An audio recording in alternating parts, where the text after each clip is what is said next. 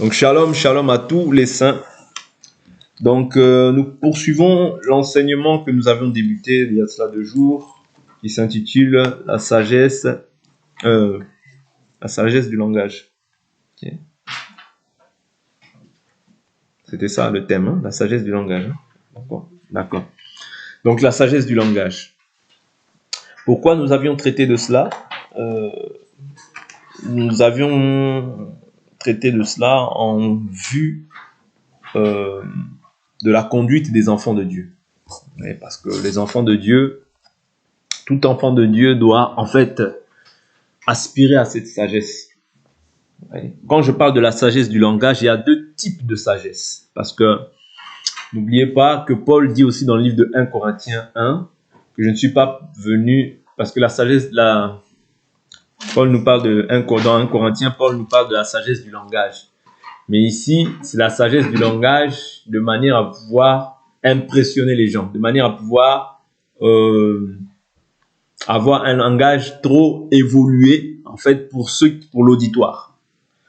Ici, je ne parle pas de cette sagesse-là, de cette forme de sagesse-là. Quand je parle de la sagesse du langage, ça veut dire vraiment avoir un langage adapté, approprié vis-à-vis des personnes que nous côtoyons. C'est-à-dire savoir répondre à son prochain, savoir comment se comporter en fait dans une communauté, dans la société, dans la famille, voyez, dans tous les aspects de notre vie. Parce qu'on ne côtoie pas simplement un seul endroit, mais on côtoie plusieurs endroits. Vous voyez, c'est-à-dire dans notre lieu de travail, on est chrétien. Dans notre famille, nous sommes chrétiens. Avec même au milieu des païens, nous sommes toujours chrétiens. Vous voyez, donc cette sagesse-là doit nous accompagner en fait partout. Savoir comment répondre à son prochain. Savoir comment conseiller son prochain. Essayer de ne pas prendre les autres de haut. Vous voyez, tous ces aspects-là, toutes ces caractéristiques-là, qui peuvent en fait être une pierre d'achoppement. Vous voyez, quand je parle mal à une personne, je peux être une pierre d'achoppement de par ma manière de m'exprimer vis-à-vis de cette personne. Voilà pourquoi nous avions trouvé aussi important, parce que nous croyons que dans la parole de Dieu, il n'y a rien qui soit petit.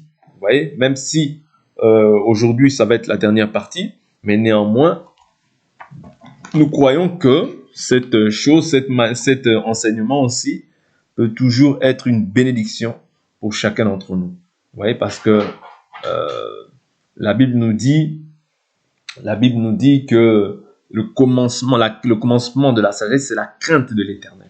S'écarter du mal, c'est l'intelligence. C'est-à-dire que la sagesse est résumée, la Bible nous parle de la sagesse de Salomon. Vous voyez, la sagesse est résumée dans toute cette parole.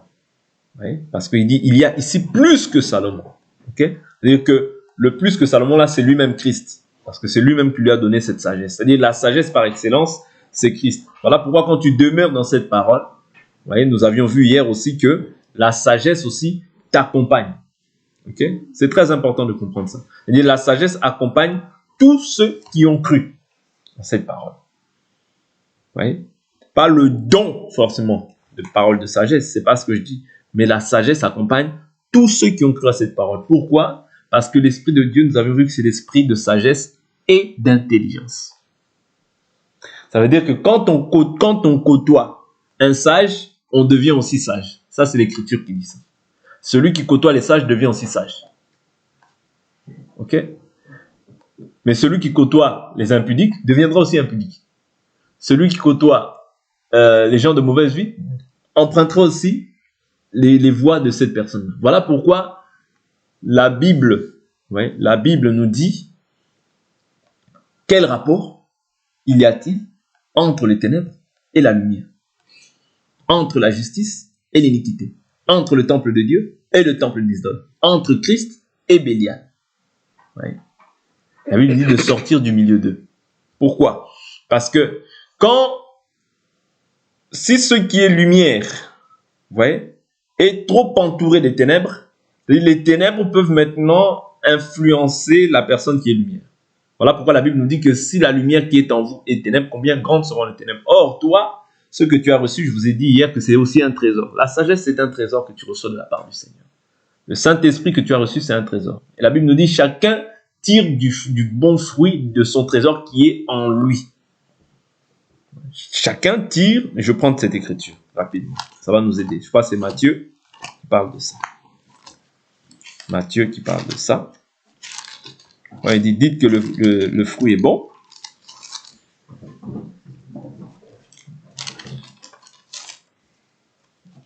C'est Matthieu qui parle de ça. Je crois que c'est Matthieu. Je vais trouver. Voilà. Matthieu chapitre 12. Matthieu chapitre 12. Verset 33. Dites que l'arbre est bon et que son fruit est bon. Ou dites que l'arbre est mauvais et que son fruit est mauvais. Car on connaît l'arbre à son fruit. Race de vipère. Comment pourriez-vous dire de bonnes choses, mauvais comme vous l'êtes? Car c'est de l'abondance du cœur que la bouche parle. L'homme bon tire du bien de son bon trésor. Et l'homme mauvais tire du mal de son mauvais trésor. Oui, je vous le dis, au jour du jugement. Soulignez bien ce verset. Je vous le dis, au jour du jugement, les hommes rendront compte de toute parole vaine qu'ils auront proférée.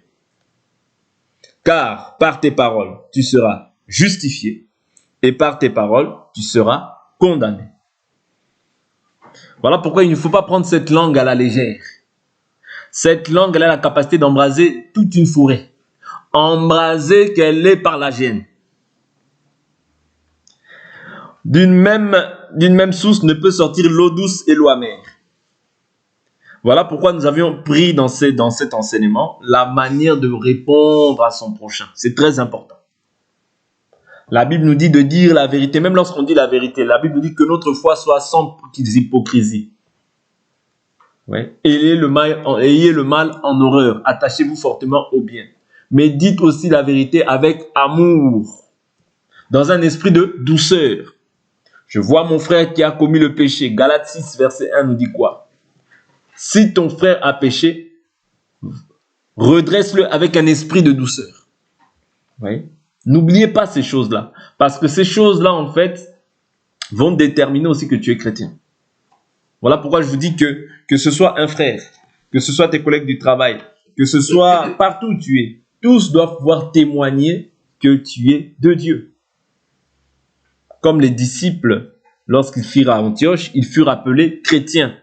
Non pas parce qu'ils avaient brandi le fait qu'ils étaient chrétiens, mais parce que les gens voyaient Christ en eux. Est-ce que vous comprenez? C'est très important. De même, Pierre, cette servante a dit, ton langage te trahit, tu parles comme eux. Le disciple doit avoir une manière de parler qui est adaptée, qui est appropriée au maître qu'il a cru. De même aussi, un serviteur de Satan va s'exprimer aussi comme Satan. Pourquoi? Parce que c'est son maître. Est-ce que vous comprenez? De même, un serviteur de Dieu doit s'exprimer aussi comme Dieu.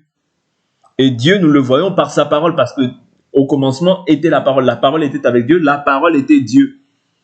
Voilà pourquoi il nous faut absolument que cette sagesse-là habite en nous, et que cette parole habite en nous avec abondance. Pourquoi? C'est ça qui va t'empêcher de pécher. Parce que la Bible nous dit, je serre ta parole dans mon cœur, afin de ne pas pécher contre toi. Oui. Donc c'est très important que cette sagesse-là soit en nous. Ne négligeons pas cette parole. C'est ça qui va te permettre de pouvoir maintenant, plus cette parole, elle augmente dans ta vie, plus maintenant tu seras imprégné de cette parole, et ce qui va sortir de ta bouche, ce sera que des actions de grâce. Même quand tu parleras aux gens, tu sauras comment assaisonner en fait ta manière de parler aux autres. C'est très important. Ce sont vraiment des points élémentaires, mais qui, en fait, lorsque le Seigneur nous met à l'épreuve dans ces choses-là, souvent on est disqualifié. Pourquoi? Parce que y a certains points qu'on a acquis, mais des fois, c'est sur des petites choses qu'on échoue. Je vous prends toujours des petits exemples qui, pour moi, ne le sont pas, mais ce sont des exemples bibliques. Israël, c'est-à-dire Israël sous la conduite de Moïse, ou même sous la conduite de Josué, ils ont vaincu des grands rois. Ouais, ils ont vaincu des grands rois. Ils ont vaincu, pourquoi? Parce que ils étaient dans la volonté de Dieu. Mais face à une petite ville comme Haï, ouais, parce que le péché est entré dans le camp, ouais, par rapport à Akan, qui avait pris le manteau de Shinéa. Donc, juste par rapport à ça, ouais, Israël, qui était une grande nation renommée, et dont même les nations avaient peur. Vous voyez, parce que même les nations craignaient Moïse. Les Égyptiens craignaient Moïse. Vous voyez, à cause de la renommée en fait de leur Dieu. Mais face à une petite nation comme Haï, ils ont perdu. Pourquoi? Parce que l'interdit s'est retrouvé dans le camp. Voilà pourquoi tout ce qu'on condamne, ne voit pas ça comme si c'était une petite chose. Tout ce que Dieu condamne, ça devient un interdit.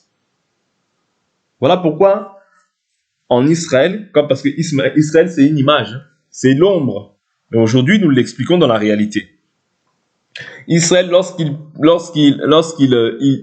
détruisait une nation, il livrait tout à l'interdit. Ouais. Dieu disait de détruire et de livrer tout à l'interdit. Au jour d'aujourd'hui, ouais, quand Dieu toi t'a pris, ok, il doit te dépouiller maintenant de toute œuvre morte qui est en toi. Est-ce que vous comprenez? C'est-à-dire que tu ne peux pas venir en fait entrer dans les choses de Dieu, mais avec l'interdit. Non. Tu viens dans les choses de Dieu, mais avec l'impudicité. Non. Tu viens dans les choses de Dieu avec ton caractère, avec ta vie. Non. Tu dois d'abord la perdre. Est-ce que vous comprenez? C'est-à-dire livrer tout à l'interdit. C'est-à-dire que ces choses-là sont interdites dans les choses de Dieu, vous voyez, parce que ce sont des œuvres mortes. Mal parler à son prochain, c'est mal. Et la Bible dit malheur à celui qui appelle le bien mal, qui change la lumière en ténèbres et les ténèbres en lumière. Ça veut dire les ténèbres resteront les ténèbres. Oh mais moi je suis comme ça, moi je suis comme ça. Non, le seul qui est inchangeable sur cette terre, c'est Jésus seul. Toi tu as toujours la capacité de changer. Parce que tant que tu ne changes pas, Dieu aussi va te résister. Le mauvais caractère, on le change. On implore la grâce de Dieu afin qu'il puisse ôter ce qui n'est pas de lui en nous. Vous comprenez? Si j'ai l'habitude de mal parler aux gens, de mal m'exprimer aux gens, il n'y a que Jésus qui est inchangeable. Il n'y a que lui qui est Hébreux 13:8. Il est le même hier, aujourd'hui et éternellement. Mais toi, tu dois changer. Toi, Dieu doit te perfectionner parce que la Bible dit que celui qui est saint doit se sanctifier davantage. Voilà pourquoi je comprends que même si tu es saint, il y a encore un travail de perfectionnement à faire dans ta vie. Oui. Et ce travail de perfectionnement, la parole doit faire maintenant cette œuvre-là de perfectionnement. C'est-à-dire livrer à l'interdit tout ce qui est souillé en toi. Tout ce qui est ténèbres en toi doit être maintenant livré à l'interdit. C'est-à-dire tu ne pourras pas voir la main de Dieu pleinement s'il y a encore des idoles dans ton cœur. Oui. Non, moi ça, je peux changer. Mais ça, je ne change pas. Non. Un enfant de Dieu ne parle pas comme ça. Un enfant de Dieu se dit que, oui, effectivement, Seigneur, moi je suis menteur, toi tu es vrai. Là où j'ai encore des difficultés, Père, brise-moi. Oui. Père, brise-moi. Parce que toi tu as été brisé, oui, tu as été brisé pour nous, à cause de nos souffrances. Oui. Le châtiment qui nous donne la paix est tombé sur lui. Et par ses meurtrissures, nous avons été guéris. C'est par ses meurtrissures. C'est-à-dire sa vie t'a guéri. Toi maintenant, tu dois t'efforcer maintenant à vivre comme lui a vécu, étant dans la chair. Voilà pourquoi nous avons parlé de la sagesse du langage. Je trouve que c'est un thème qui est très important. Parce que chacun doit en fait s'efforcer. Je parle toujours de l'effort. La foi, ne croyez pas que la foi c'est quelque chose de... La chose va, c'est-à-dire, bon, Dieu est souverain, dans sa souveraineté il peut tout. Mais tu dois t'efforcer. Je m'efforce à aimer. Je m'efforce à supporter. Je m'efforce, même si on me parle mal, à garder en fait. Parce que moi, j'ai Dieu en moi. Je suis soumis au préalable à Dieu. Et je rendrai des comptes à Dieu. C'est-à-dire, je m'efforce à plaire à celui qui m'a enrôlé dans le service. C'est très important. Efforce-toi toujours à plaire à celui qui t'a enrôlé. Parce que c'est auprès de lui que tu rendras des comptes. Voilà pourquoi je parle de la sagesse du langage. La Bible nous dit, la mort et la vie sont au pouvoir de la langue. Quiconque les aime en mangera les fruits. Si je dis du bien, même sur la vie de mes enfants, sur la vie de ma femme, je vais aussi récolter, moissonner aussi, c'est-à-dire le fruit de ce que j'ai semé. Mais si je suis là à dire du mal sur la vie de mes enfants, je veux aussi moissonner aussi le fruit que j'ai semé de ma bouche. La bouche là, c'est par cette parole que Dieu, parce qu'au commencement était la parole. Oui. Au commencement était la parole. Voilà pourquoi ne néglige pas ce qui sort de ta bouche. Examine-toi toujours avant de parler. Ne parle pas en désordre, non. Parce que quand il y a beaucoup de paroles, il y a beaucoup aussi de vanité. Et la bouche qui parle beaucoup ne manque pas de péché. Faites attention. Oui. Voilà pourquoi j'avais dit que nous avons été appelés à manifester la sagesse dans notre manière de vivre, oui, dans notre manière de parler, oui, dans notre manière de, dans notre entourage, dans nos lieux de travail. Oui, nous devons toujours manifester la sagesse. Parce que c'est ça notre partage. Selon que nous avions lu cela hier dans le livre de Deutéronome, chapitre 4, qui nous dit quoi? Qui nous dit, au verset 5, il dit « Voyez, je vous ai enseigné des prescriptions et des ordonnances, comme l'Éternel mon Dieu me l'a commandé, afin que vous les mettiez en pratique dans le pays où vous allez entrer pour en prendre possession. Vous observerez et vous les mettrez en pratique, car ce sera là votre sagesse et votre intelligence aux yeux des peuples qui entendront parler de toutes ces prescriptions et qui diront « Cette grande nation ne peut être qu'un peuple sage et intelligent. » C'est-à-dire ceux qui te démarquent, ceux qui te distinguent des peuples, des nations, c'est le fait que tu aies les prescriptions de l'Éternel. Parce que c'est les nations qui vont dire de toi que ce peuple ne peut être qu'un peuple sage et intelligent. Voilà pourquoi je te dis que quand tu parles à une personne, cette personne doit voir en fait que toi, même si cette personne a bac plus 15, même si cette personne est médecin, vous voyez, cette personne-là doit comprendre que celle-là, elle a quelque chose que moi je n'ai pas. Elle a une sagesse que moi je n'ai pas. Pourquoi? Parce que toi, tu as les prescriptions de l'Éternel. C'est-à-dire les prescriptions de l'Éternel te rendent sage. Ce n'est pas la philosophie humaine où les gens sont partis étudier. Oui, c'est pas mauvais. Oui. Mais toi, c'est la sagesse d'en haut. Et nous avions vu que la sagesse d'en bas, elle est terrestre. Elle est charnelle, elle est diabolique. Mais la sagesse d'en haut, elle est d'abord pure. C'est-à-dire dans ton langage, c'est pour ça que je vous dis qu'on doit ressentir la pureté. Dans ta manière de vivre, on doit voir la pureté. Parce que quoi? Tu as les prescriptions de l'Éternel. Quand tu dis à une personne, admettons, que moi, comment dire, j'aurai des rapports conjugaux que lors de mon mariage. Les gens diront, waouh, c'est une forme de sagesse. Pourquoi? C'est la parole qui t'enseigne ça. La parole t'enseigne ces prescriptions. Moi, ça, je ne peux pas faire. Moi, j'ai des limites dans ma vie. À boire, m'enivrer comme vous le faites, moi, je ne peux pas. Oui. Faire telle ou telle chose, voler, moi, je ne peux pas. Parce qu'aujourd'hui, la fraude est devenue blanchie. Vous voyez, c'est-à-dire les gens ont appelé fraude comme si c'était quelque chose de lumière, quoi. C'est pas grave. Oui. Modifier les impôts, c'est pas grave, c'est pas grave. Oui. Et pour beaucoup, dans la conscience de beaucoup, ça paraît comme étant quelque chose de normal. Mais nous, qui avons les prescriptions de l'Éternel, oui, qui nous rendent sages et intelligents, nous devons toujours condamner ce qui est ténébreux. Voyez, nous ne pouvons pas appeler le mal bien, ni le bien mal. Oui. Appeler les ténèbres lumière, ni la lumière ténèbres, non. Bien que même si je reprends une personne dans cette manière, je dois aussi toujours le reprendre avec douceur, pour le ramener toujours à la repentance, parce que n'oubliez pas que ce que Dieu veut, c'est que tous les hommes soient sauvés et qu'ils parviennent à la connaissance de la vérité. N'oubliez pas cet aspect. Ce n'est pas parce que toi, maintenant, tu as reçu cette sagesse et cette intelligence en partage que maintenant, tu dois être prompt à pouvoir te glorifier sur la vie des autres ou bien dénigrer les autres. Non. Oui. Ce que toi, tu as reçu, tu sais que tu l'as reçu, garde-le, oui. Marche avec intégrité, aime les autres aussi. Oui. Parce que la Bible nous dit que tu aimeras ton Dieu, mais tu aimeras aussi ton prochain comme toi-même. Ok?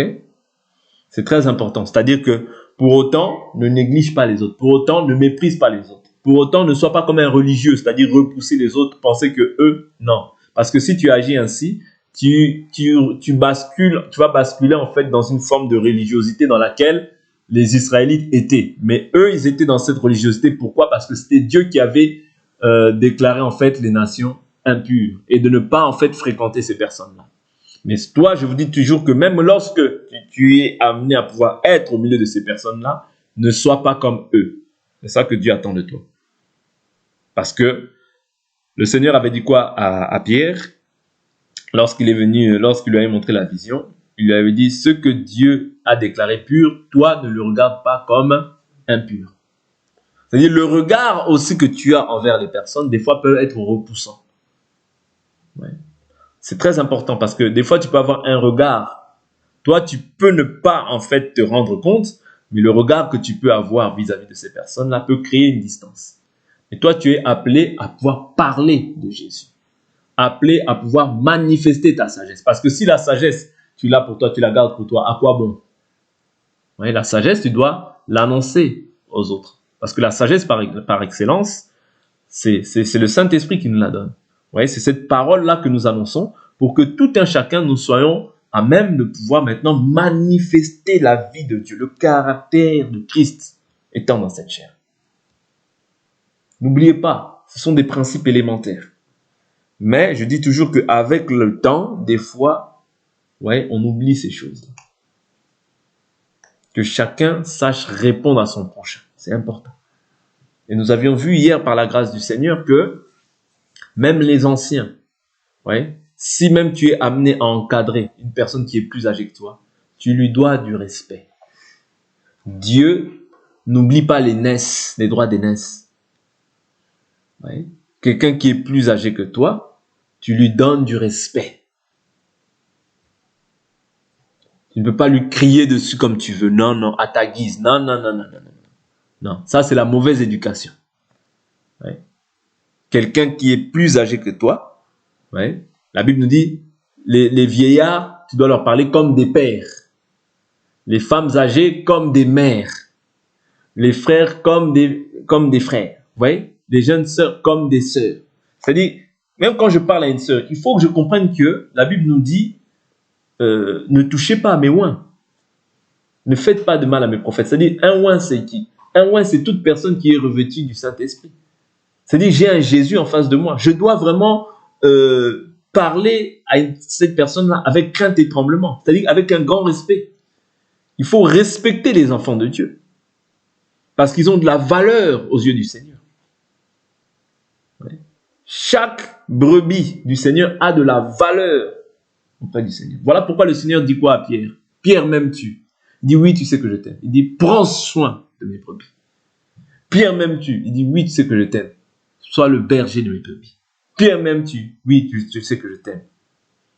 Paix mes agneaux. Vous voyez? C'est-à-dire que le Seigneur met un accent particulier dans le fait de paître, dans le fait de prendre soin.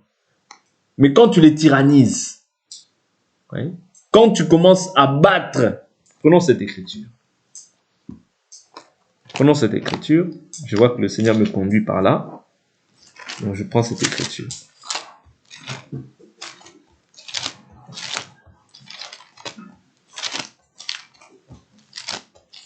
Prenons cette écriture. Je suis dans le livre de Jean, je crois, si je ne m'abuse. Dans le livre de Jean, oui. Jean chapitre 21, verset 14. L'Écriture nous dit, c'était déjà la 3e fois que Jésus se manifestait à ses disciples, depuis qu'il était ressuscité d'entre les morts. Après qu'ils eurent mangé, Jésus dit à Simon-Pierre, « Simon, fils de Jonas, m'aimes-tu plus que ne le font ceux-ci » Vous savez que Pierre, c'était toujours celui qui voulait toujours dire, « Oh, moi, Seigneur, je ne t'abandonnerai pas. Oh, moi, Seigneur, ceci. Oh, moi, Seigneur, ceci. » Vous comprenez? Donc le Seigneur dit, m'aimes-tu plus que ne font cela? Et il lui répondit, oui Seigneur, tu sais que je t'aime. Jésus lui dit, prends soin de mes agneaux. Il lui dit une seconde fois, Simon, fils de Jonas, m'aimes-tu? Pierre lui répondit, oui Seigneur, tu sais que je t'aime. Jésus lui dit, sois le berger de mes brebis. C'est-à-dire, si tu aimes, mais si tu n'aimes pas, tu es libre de ne pas le faire. Mais si tu aimes, en réalité, qu'est-ce que tu dois être? Tu dois prendre soin des agneaux. Si tu aimes encore, qu'est-ce que tu dois faire? Tu dois, il dit quoi? Il dit, sois le berger de mes brebis. Or, le berger, c'est celui qui donne la nourriture. Le berger, c'est celui qui encadre. C'est-à-dire, le berger peut ne pas avoir mangé, mais les brebis doivent manger. Vous comprenez? Mais les brebis doivent manger. Okay. Il lui dit pour la troisième fois, Simon, fils de Jonas, m'aimes-tu? Pierre fut attristé de ce qu'il avait dit, pour la troisième fois m'aimes-tu? Et il lui répondit, Seigneur, tu sais toutes choses, tu sais que je t'aime. Jésus lui dit, prends soin de mes brebis. Ouais. Le fait de prendre soin, le fait de savoir comment les personnes vont, le fait de savoir, le fait de les encadrer, le fait de leur prêcher la parole, tout ça, c'est une manière de prendre soin de ces personnes. Parce que ici, les brebis, il s'agit en fait des personnes. Oui. Parce que le Seigneur, il a dit, désormais, je te ferai pêcheur d'hommes. Est-ce que vous comprenez? C'est-à-dire que tu dois maintenant encadrer des personnes que moi-même, je vais t'envoyer. Voilà pourquoi cette tâche n'est pas réservée à tout le monde. Cette tâche, c'est-à-dire qu'il faut avoir un grand cœur pour pouvoir supporter en fait les faiblesses de plusieurs. Parce que si tu n'as pas un grand cœur, au moindre caprice de la brebis, tu commences à crier, tu commences à t'emporter. Non, tu n'as pas le cœur adapté.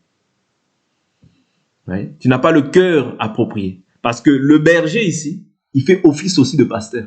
Pourtant, Pierre était un apôtre.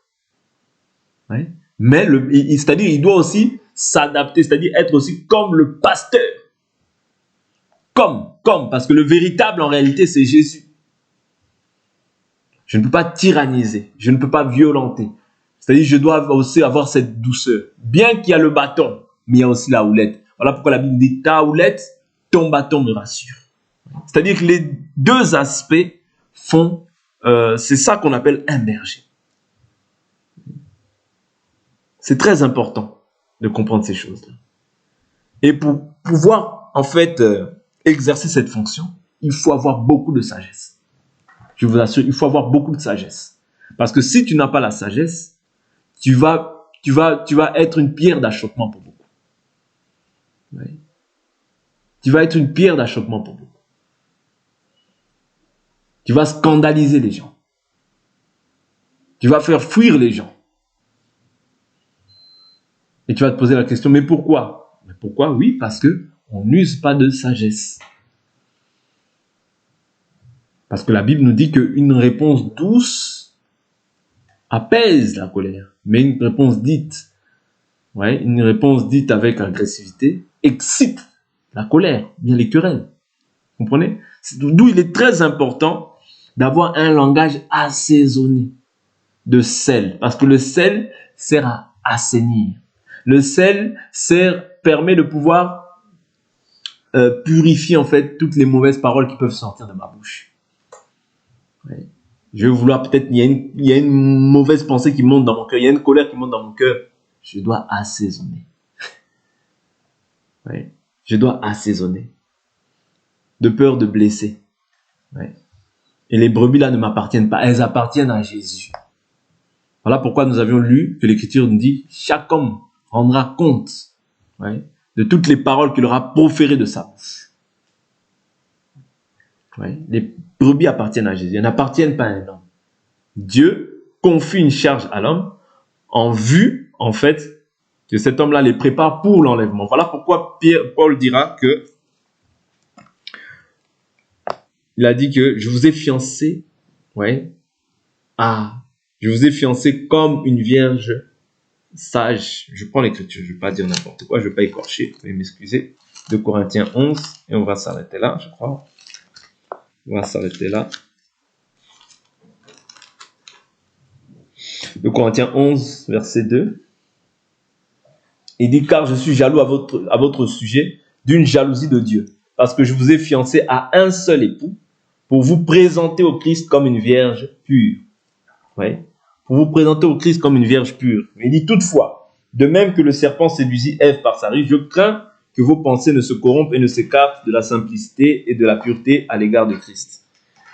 Vous savez, on peut dire des fois que les gens aussi se corrompent ou bien qu'ils s'égarent ou quoi que ce soit, mais le berger est en grande partie, je ne dirais pas responsable, mais il est en grande partie responsable du comportement que les gens vont manifester. Pourquoi je dis ça? Parce que le berger est un modèle. Si on voit en lui une mauvaise attitude, un mauvais comportement, ou bien une mauvaise manière de parler, déjà, parce que l'Écriture dans Jérémie 2 nous dit par ta mauvaise attitude, tu en as fait un enseignement. C'est-à-dire, la bonne attitude, c'est un enseignement. La mauvaise attitude, c'est un enseignement. Voilà pourquoi la Bible nous dit que ceux qui prêchent seront jugés sévèrement. Oui, parce que tu ne prêches pas pour pouvoir écarter les gens, mais tu prêches les gens pour pouvoir aimer davantage Christ. Oui. Aimer davantage Christ.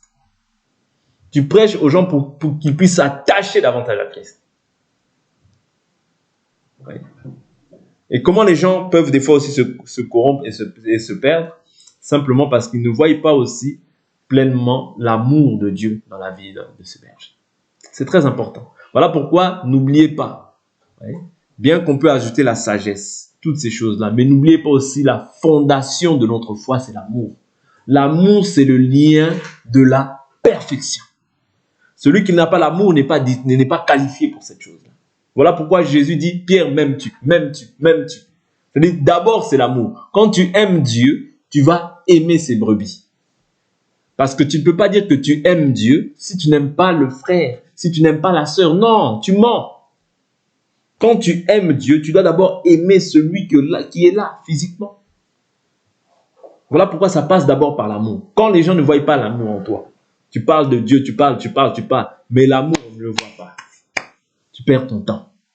Parce que Pierre devait d'abord aimer Jésus. Et aimer Jésus voudrait dire aimer les brebis de Jésus. Parce que Jésus dira quand il était en prison, vous m'avez vu nu, vous m'avez vu en prison, vous m'avez visité. Vous m'avez vu nu, vous m'avez vêtu. Vous m'avez vu dans telle chose, vous m'avez donné. Vous m'avez vu avoir faim, vous m'avez donné à manger. Il dit, oh, les justes diront, mais quand est-ce que nous t'avons vu, Seigneur, nu, vêtu ou en prison? Il dit, dans la mesure où vous avez fait cela à l'un de ces plus petits de mes disciples en qualité de frère, c'est à moi que vous l'avez fait. Oui. C'est-à-dire que quand je fais du bien à un frère, je le fais à Jésus. Quand je parle, c'est-à-dire quand la colère peut monter au point où je peux même mal parler à un frère, mais que je me rends compte que si je parle mal à Jésus, c'est-à-dire je me maîtrise et je fais le bien pour Jésus, parce que je sais que c'est un Jésus, parce qu'il a une partie de Jésus en lui. Ah oui, parce que Jésus a déposé une partie de chacun d'entre nous dans la sœur, dans le frère, c'est-à-dire Jésus est en chacun d'entre nous. Voilà pourquoi nous devons nous supporter les uns les autres. Voilà pourquoi nous devons nous exhorter au bien les uns les autres. Voilà pourquoi nous devons user de sagesse dans notre langage, dans notre manière de parler et de ne pas répondre avec agressivité, avec méchanceté. Parce que la Bible nous dit,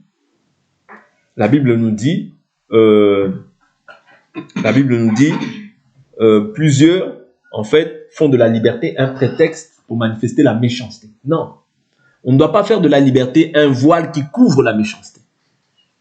Dire je suis libre, mais par cette liberté-là, tu couvres la méchanceté. Non, il ne faut pas qu'il en soit ainsi. La liberté ne peut pas, c'est-à-dire la méchanceté, c'est une œuvre charnelle. Oui, parce que c'est une œuvre ténébreuse. Mais la Bible nous dit, Dieu est lumière, il n'y a pas en lui de ténèbres. Si nous disons que nous sommes en communion avec lui et que nous marchons dans les ténèbres, nous mentons, la vérité n'est pas en nous. Du coup, il est très important de pouvoir faire un examen. Oui, un examen. Chacun doit s'examiner pour pouvoir plaire à l'autre en vue de la foi. Non pas en vue de marcher selon les convoitises ou les désirs charnels, mais en vue de la foi, plaire à l'autre. Pour ce qui est bon et non pas pour ce qui est mauvais. J'insiste ici. Oui. OK? Afin que Dieu soit glorifié dans nos vies. Oui. Donc on va s'arrêter là pour cet enseignement et on va prier.